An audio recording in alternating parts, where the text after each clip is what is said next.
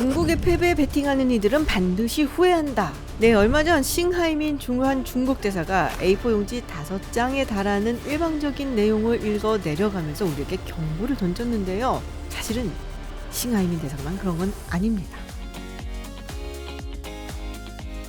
안녕하세요 여러분, 김지윤입니다. 얼마 전 주한 중국 대사 싱하이밍 대사가 우리가 듣기에 좀 거북한 그런 언행을 해서 오르내린 적이 있죠. 이게 유튜브 생중계를 통해서 방송이 되었고요. 그래서 굉장히 많은 논란이 났고 외교부 제1차관이 초치하는 일도 있었고요. 그런데 사실 싱하이밍 대사만 그런 게 아니죠. 중국의 많은 외교관들이 이런 비슷한 이야기들을 하고 있는데 이것을 두고 전랑 외교라고 합니다. 그래서 오늘은 이 전랑 외교에 대해서 이야기를 해보려고 해요. 사실 얼마 전 생각해보면 주 프랑스 중국 대사인 류샤예 대사가 이런 말을 한 적이 있죠. 구소련에서 독립한 국가들은 국제법적으로 봤을 때 주권이 없다. 그래서 엄청나게 많은 반발을 사기도 했습니다. 루샤의 대사 역시 이렇게 막말을 하기로 굉장히 유명하죠. 프랑스 의회의 의원들이 대만을 방문하기로 하니까 이것을 맹렬하게 비난을 했었고, 그리고 이렇게 비난하는 것을 두고 프랑스의 싱크탱크에서 한 박사가 이러면 안 되는 거 아니냐 뭐라고 했더니 그 사람한테 두고 삼류 깡패, 삼류 불량배, 폭력배라고 또 막말을 했습니다. 사례가 워낙 많긴 한데 이런 식의 중국의 외교 방식을 전랑 외교라고 합니다. 영어로는 Wolf Warrior Diplomacy라고 이야기를 하죠. 사실 중국에서 이렇게 전랑 외교라고 부르진 않고요. 서구에서 이런 중국의 외교 방식을 두고 전랑 외교라고 얘기를 하는데요. 먼저 전랑이라는 말은 중국의 영화 스페셜 포스 전랑에서 따온 말입니다. 2015년 그리고 2017년 두 차례에 걸쳐서 나온 이 영화가 특히 두 번째 편이 매우 큰 대히트를 기록을 했죠. 내용은 제목에서도 잘 아시겠지만 그냥 중공판 람보다라고 보시면 됩니다. 아프리카 어디쯤에 있는 미지의 나라에서 전쟁이 일어났는데 거기에 있는 중국인들이 위험에 처한 거예요. 그래서 이 전랑이 구하러 갑니다. 그러니까 어떻게 보면은 국제 이슈가 있을 때 중국이 적극적으로 개입을 하고 그리고 책임감 있게 행동을 하고 중국인들을 구해낸다라는 내용이죠. 특히 아기는 대체로 서방, 미국 사람입니다. 그래서 미국에 대한 적대감을 그대로 드러내고 또 서방과 미국과 경쟁하는 모습들을 그린 영화죠. 이 영화의 슬로건이 있는데요. 중국인을 모욕하는 자는 아무리 먼 곳에 있어도 꼭 전멸시킨다. 네, 어느 나라나 이런 영화들이 다 있죠. 우리도 그렇고 미국도 그렇고. 그러니까 중국도 이런 식의 어떤 국뽕이 차오르는 이런 영화들이 있게 마련인데요. 그런 영화에서 이름을 따온 외교다 보니까 중국의 국익을 위해서는 굉장히 적극적으로 혹은 공격적으로 행동을 한다라는 의미를 가졌다고 할 수 있습니다.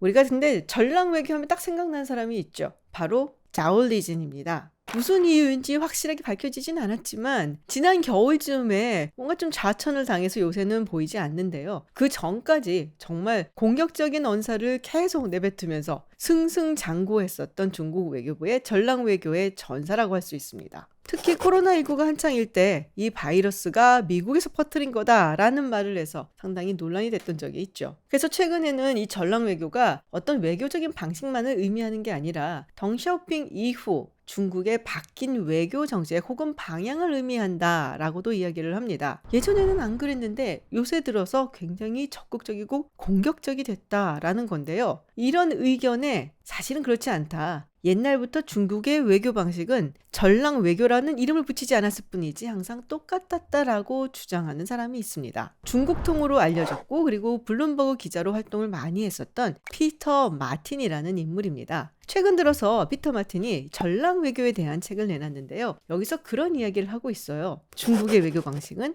항상 전랑 외교 방식이었다. 1949년 중국의 공산당이 본토를 장악하고 난 뒤 국민당에 부역하던 사람들을 모두 쫓아내고 그러고 나서 봤더니 이 외교를 할 만한 사람들이 없었다는 거죠. 그리고 그 당시만 하더라도 시스템 자체 혹은 중국의 체제나 이념이 그렇게 안정적이지 않았었고 국제사회에서도 아직 인정을 받지 못하는 그런 상황이었었고요. 그렇기 때문에 공산주의 체제에 충성을 하고 또 공산주의를 널리 알리고 중국에 대해서 제기된 의혹이나 비난에 대해서 공격적으로 받아치고 또 상대방을 오히려 비난하거나 덮어 씌울 수 있는 그런 충성도를 보일 수 있는 사람이 필요하게 되었고 외교관도 그런 기준으로 훈련을 시킨 겁니다. 개혁 개방 이후에도 마찬가지였는데요. 개방을 하면서 서구의 가치라든지 문화 같은 것이 들어오면 혹여라도 중국 사회주의적 가치나 시스템에 누가 될까봐 이런 전랑 외교식의 외교 방식을 계속해서 고수해왔다라고 피터 마틴은 주장을 하고 있죠. 물론 그렇다고 해서 항상 이런 기조로 나갔던 건 아닙니다. 필요할 때는 조금 가변적으로도 움직였었는데요. 1990년대 말 그리고 2000년대 초만 하더라도 중국이 국제사회에서 인정을 더 받고 그리고 WTO에도 가입할 필요가 있었기 때문에 중국이란 나라는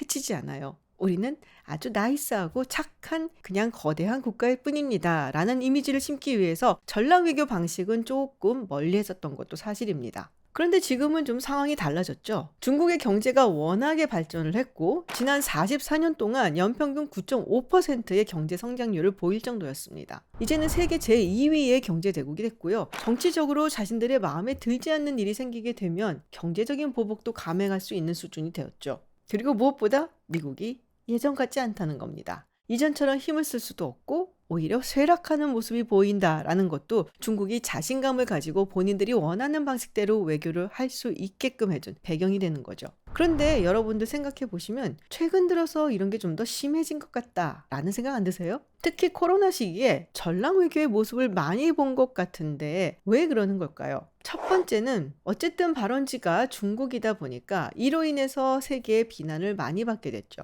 특히 발발하고 초기에 이걸 자꾸 은폐를 하려고 했다거나 아니면 숨기려고 했었던 정황들이 드러나면서 더 많은 비난을 받게 됐고 아까 말씀드렸잖아요. 중국에 대한 의혹이 제기되거나 공격이 들어왔을 때 훨씬 더 강하게 상대방을 친다. 그러니까 더욱더 강경하게 반발하고 나선 것이죠. 두 번째는 코로나를 겪으면서 사실 중국이 초반에는 굉장히 자신감에 넘쳤었습니다. 중국이 그야말로 아주 강경한 봉쇄 정책을 했었고 그리고 작년까지 사실 봉쇄 정책이 있기도 했었죠. 이렇게 권위주의적인 방식으로 강력하게 통제를 하고 또 봉쇄를 하다 보니까 초반에 우한에서 특히 이 코로나가 잡히는 듯한 모습을 보였었어요. 그래서 모두 마스크를 벗고 파티를 하는 모습이 영상으로 찍혀서 전 세계에 송출이 되기도 했었죠. 그런데 기억하시겠지만 미국 같은 국가에서는 봉쇄에 대해서 반대하는 사람들 그리고 마스크를 쓰지 않겠다고 하는 사람들 막 모여서 시위도 하고 그리고 많은 사람들이 죽어나가고 하면서 우리도 그런 이야기를 한 적이 있었죠. 서구가 저 정도 수준이었어? 되게 실망스러운데 별거 아니었어. 물론 백신을 접종하고 나서부터 상황이 많이 바뀌긴 했습니다만 그 당시의 중국으로서는 사회주의 체제가 서구의 민주주의 체제보다 훨씬 뛰어나고 효과적이고 효율적이다 라고 세제 선전을 할 수 있는 절호의 기회이기도 했었죠. 그리고 실제로 자신감을 가지기도 했었고요. 여기에 또 몇 가지 덧붙이자면 시진핑 주석의 영향도 빼놓을 수가 없습니다. 우리가 덩쇼핑의 외교 이야기를 할 때 도광양회라는 말을 많이 하는데요. 시진핑 주석 때 들어와서는 중국의 국력과 그리고 민족주의를 강하게 표방하고 그리고 얼마나 중국이 강대국이 되었는지를 아낌없이 보여주고 있죠. 그러면서 전랑 외교를 하는 외교관들이 많이 늘어나게 됐고요. 또 자울리진의 케이스에서 보셨다시피 전랑 외교를 해서 국내에서도 인기가 많아지고 실제로 승진도 된단 말이에요. 그러면은 많은 외교관들이 나도 전랑 외교를 해서 좀 세게 이야기하겠다라는 생각을 할 수밖에 없겠죠.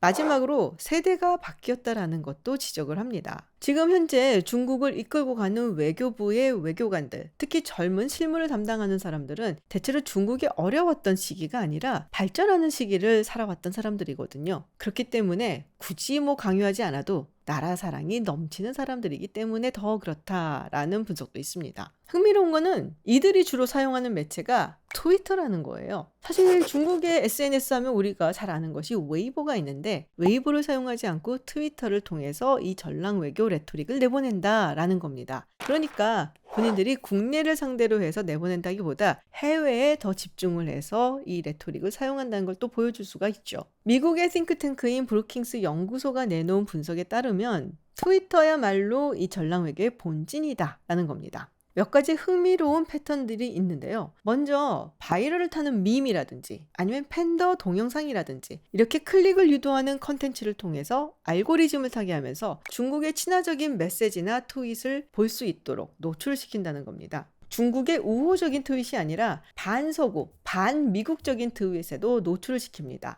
주로 미국 사람들이나 서유럽 사람들이 미국과 서유럽에 대한 비판을 하는 것을 다시 리트윗을 한 경우들이 많다고 하죠. 예를 들어서 조지 플로이드 사건과 시위가 있었을 때 미국 내외 인종차별이 얼마나 심각한가를 이야기하는 그런 영상들을 리트윗하거나 관련 트윗들을 올리는 거죠. 신장이나 티벳 같은 경우는 조금 다른 방법을 쓰는데요. 예를 들면 신장 같은 경우는 어메이징 신장이라는 해시태그를 통해서 여기를 들어오게 되면은 신장 지역의 아름다운 자연 경관을 보여줍니다. 그러니까 이쪽과 관련돼 있는 인권 탄압 문제를 피하고 자연 경관 같은 완전히 주제를 바꿔버리는 방식을 취하는 거죠. 물론 이거를 퍼뜨리고 바이럴을 타게 하고 그리고 댓글에 열심히 다는 중국의 댓글 부대 우마우당도 열심히 활약을 한다고 하죠. 자, 그런데 문제는 이런 방식이 성공적이냐? 당연히 별로 성공적이지 않습니다. 사실 그런 식의 비난을 듣고 좋아하는 나라는 별로 없죠. 한국에서도 요새 들어 중국에 대한 감정이 그렇게 좋지 않은데 기본적으로 이런 반감이 시작된 데에는 중국이 사드 배치를 두고 경제적으로 우리에게 보복을 하면서 시작이 됐다라고 할 수 있는데요. 이런 전랑 외교 방식도 조금은 일조를 한다라고 보여져요. 사드 배치를 비판하면서 천하이 중국 외교부 부국장이 이런 말을 한 적이 있죠. 소국이 대국에 대항해서야 되겠느냐. 서구 마찬가지로 이런 전랑 외교 때문에 외교적인 마찰이 일어난다든지 아니면 그 나라 국민들의 감정이 안 좋아지는 것을 볼 수가 있습니다. 대표적인 경우가 호주라든지 그리고 스웨덴 같은 경우죠. 2022년에 나왔던 퓨 리서치 조사에 따르면 한국 같은 경우 중국에 대해서 안 좋은 감정을 가지고 있다가 약 80%였는데요. 호주의 경우는 86%, 그리고 스웨덴도 비슷한 수준입니다.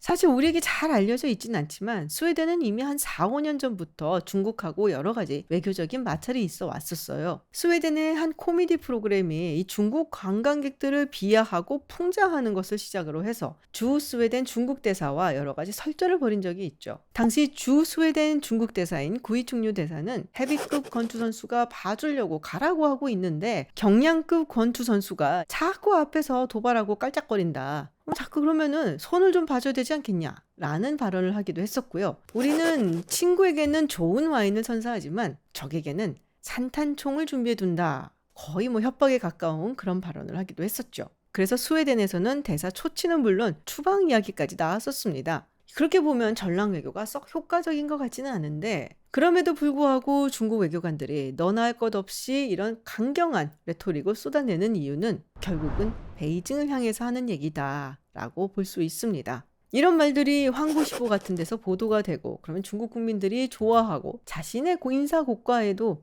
플러스 점수가 찍히니까요.